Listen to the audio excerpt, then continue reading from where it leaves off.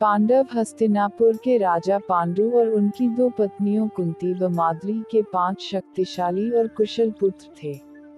महाभारत में युधिष्ठिर, भीम, अर्जुन, नकुल और सहदेव ये 5 पांडव सबसे अधिक सराहना के पात्र रहे हैं। इनके जन्म की कहानी न सिर्फ दिलचस्प है, बल्कि हैरान कर देने वाली भी है। एक बार राजा पांडु अपनी पत्नियों के साथ शिकार करने के लिए जंगल में गए। राजा पांडु को वहां एक हिरण का जोड़ा दिखाई दिया, जो एक दूसरे से बेहद प्यार करता था।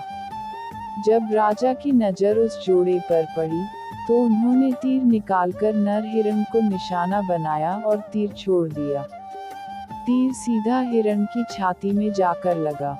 वह हिरण कोई और नहीं, बल्कि हिरण के वेश में ऋषि किदंबा थे। उन्होंने पांडु को श्राप दिया कि वह जब भी किसी महिला के करीब जाएंगे, तभी उनकी मृत्यु हो जाएगी। पांडु ने ऋषि किदंबा से क्षमा मांगी, लेकिन तब तक वो मर चुके थे। श्राप के कारण पांडु ने राज्य त्याग दिया और अपन पत्नियों से निवेदन किया कि वो वापस राज्य लौट जाएं, लेकिन उन्होंने मना कर दिया।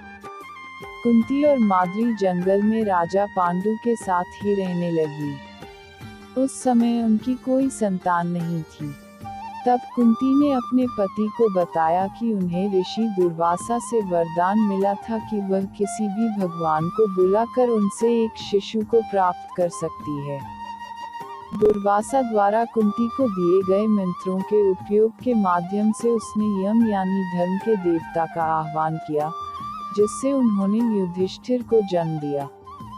उसने फिर पवन देव से भीम, इंद्रदेव से अर्जुन के रूप में एक और पुत्र प्राप्त किया। इस प्रकार उसके 3 पुत्र हो गए, लेकिन माद्री के एक भी पुत्र नहीं था। तब कुंती ने माद्री को भी मंत्र विद्या सिखाई।